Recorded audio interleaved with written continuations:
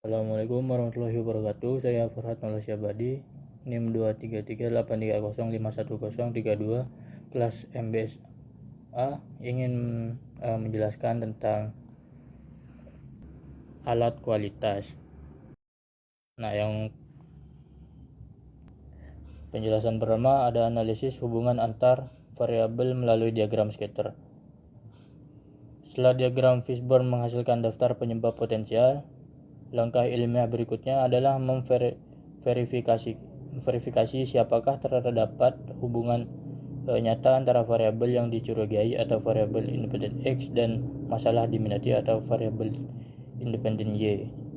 Diagram scatter adalah alat grafis utama untuk tujuan ini.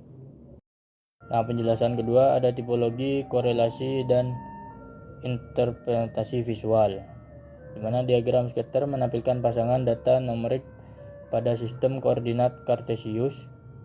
Pola yang berbentuk dari titik-titik data memberikan indikasi mengenai jenis dan kekuatan hubungan antara dua variabel tersebut.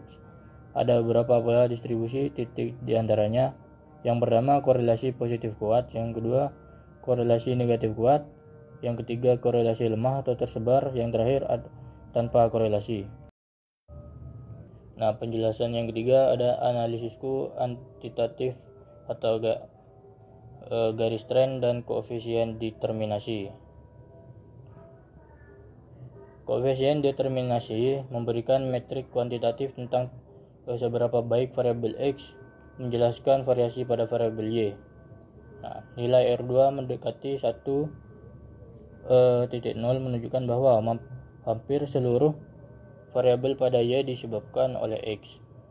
Nilai R2 yang rendah menunjukkan bahwa model linear tidak sesuai atau terdapat variabel lainnya yang lebih dominan sebagai penyebab masalah.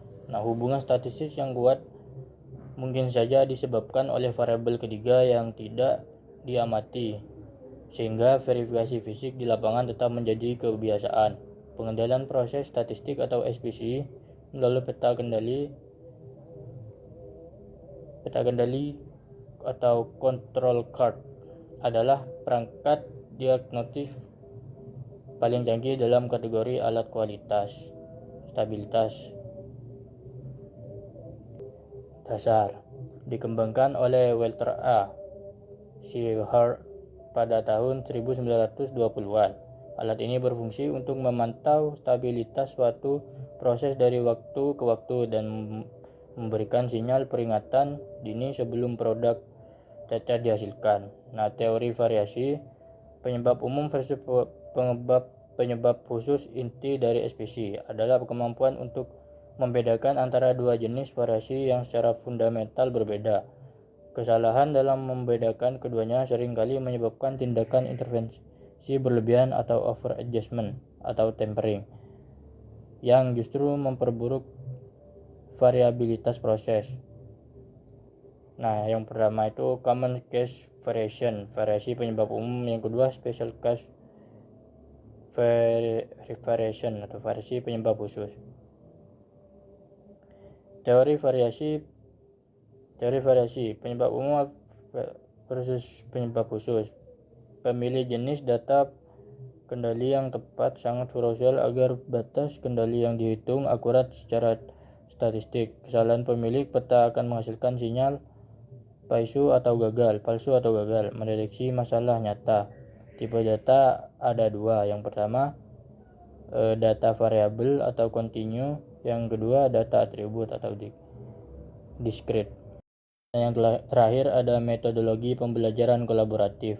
Sesuai dengan rancangan pembelajaran, praktikum ini menggunakan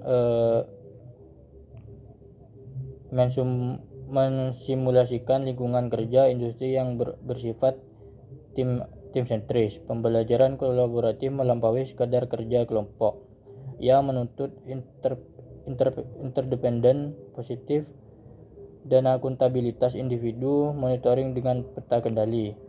Data ketebalan diambil setiap jam dalam subgroup. Hasil plot pada peta X bar menunjukkan bahwa proses secara umum berada dalam kendali.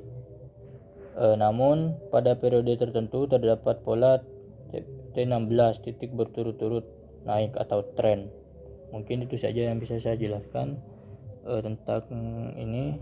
Terima kasih. Assalamualaikum warahmatullahi wabarakatuh.